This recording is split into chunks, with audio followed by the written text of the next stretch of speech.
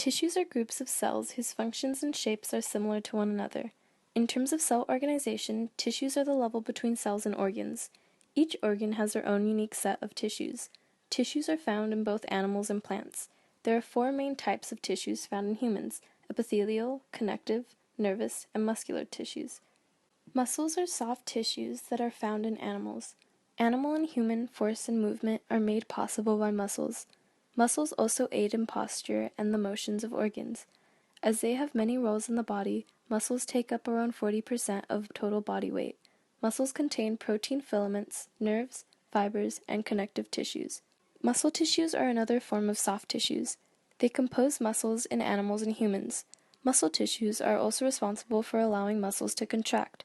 Aside from these characteristics, muscle tissues can have varied functions depending on their location in the body. There are three main types of muscle tissues: skeletal, cardiac, and smooth. These muscle tissues fall under two different categories based on how they are controlled: voluntary and involuntary muscles. Voluntary muscles are able to be controlled consciously. The skeletal muscles are voluntary. Involuntary muscles cannot be controlled consciously. Rather, they are controlled by the automatic nervous system. Smooth and cardiac muscles are involuntary. Another way to characterize these muscle tissues is to identify if they are striated or non-striated. Striated muscles contain striations or rows of ridges. Skeletal and cardiac muscles are striated. Non-striated muscles do not contain these ridges and are involuntary. Smooth muscles are non-striated because of the absence of ridges gives them their smooth appearance. The first type of muscle tissues in the body are smooth tissues. Smooth tissues are located in the walls of hollow internal organs. These hollow organs include the eye, blood vessels, respiratory tract, alimentary canal, uterus, stomach, gallbladder, intestines, urinary bladder, and the airway to the lungs. Smooth muscles are known to be involuntary muscles. This means that smooth muscles are unable to control the triggering of impulses that are going through the nervous system to the smooth tissues. Smooth tissues are also known to be non-striated, meaning it doesn't have a stripy appearance like skeletal tissues do. This is also a given because smooth is in the tissue's name. The function of smooth muscle tissues varies in different areas of the body. For example, when found in the uterus, the tissues helps a woman to push out her baby, but when found in the airway of the lungs, it helps regulate the airflow and it helps the lungs to expand and contract. The overall function of these tissues is to help hollow organs contract. Smooth muscle tissues look very different from cardiac and skeletal tissues. Each tissue is spindle-shaped with one single nucleus, and they have bundles of thin and thick filaments, which are very thin strands of protein. These smooth tissues display great elasticity and has the ability to stretch and still maintain shape, which is important for organs like the urinary bladder. There are two types of smooth tissues: visceral and multi-unit. In visceral, all the cells work as one unit all at the same time. In multi-unit, cells function independently of the others. These smooth tissues go through two steps: myosin and actin. When myosin and actin work together, smooth tissues are allowed to do its job. Skeletal muscle, also called voluntary muscle, is one of the three main types of muscle tissue in the body. Skeletal muscles are connected to the bones by tendons. This tissue helps carry out the movements in our body parts. Different from smooth and cardiac muscle, skeletal muscle is under voluntary control, meaning that we have control over the specific tissue. Similar to cardiac muscle, skeletal muscle is striated, meaning it consists of long, thin, multinucleated fibers that cross between the normal red and white lines that give the appearance on the outside of the muscle.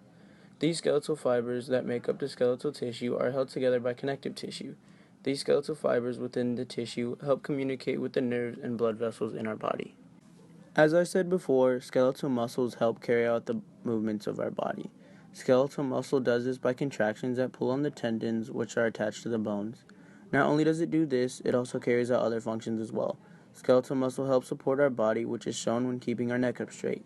This function is classified as support and body movement, which is only one category of functions in skeletal muscle. Within the skeletal muscle, there are two different types. The first type, which is the red part of the muscle, consists of capillaries that are rich in mitochondria and myoglobin, which gives the tissues its red coloring.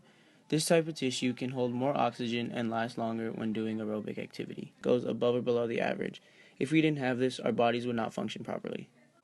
Within the skeletal muscle, there are two different types. The first type, which is the red part of the muscle, consists of capillaries that are rich in mitochondria and myoglobin, which gives the tissue its red coloring.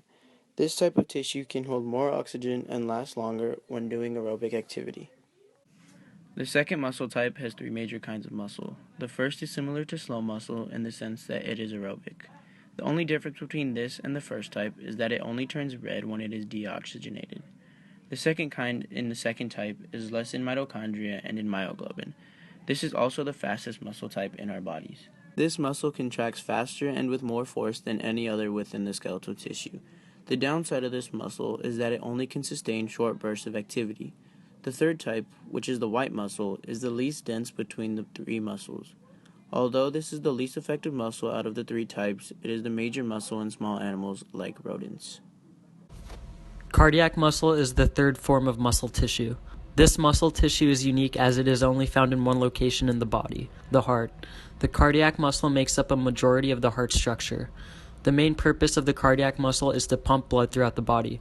The cardiac muscle's endurance is notable as it continually pumps blood throughout one's lifetime. The structure of the cardiac muscle consists of many cardiac muscle cells that interlock with one another. These cells are formed together to make a connected network.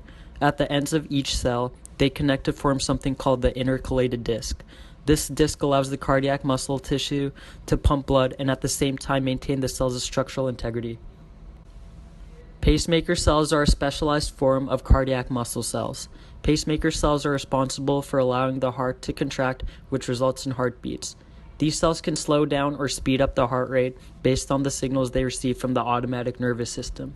The heart would not function as a unit without the contractions caused by the pacemaker cells.